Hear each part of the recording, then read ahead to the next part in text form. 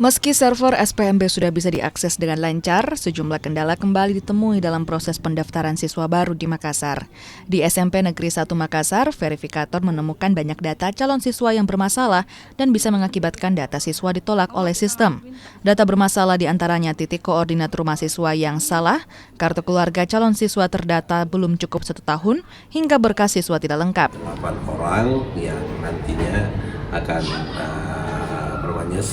mengatasi semua kendala-kendala yang ada di pendaftaran selama SPMB ini, dan itu pun kalau memang diperlukan lagi kami siap lagi menambah hal yang diperlukan.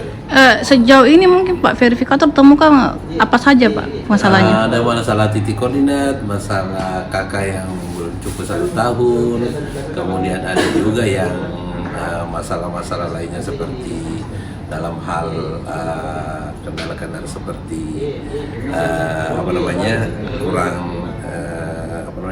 validnya antara titik koordinatnya dengan alamat yang sebenarnya. Ada yang malah yang titik koordinatnya tidak di pilihan sekolahnya itu tidak muncul, malah pilihan sekolah-sekolah yang lain yang di luar dari zonasinya. Pihak sekolah meminta keluarga calon siswa memeriksa kembali semua berkas pendaftaran SPMB dan memastikan nomor telepon aktif agar memudahkan verifikasi.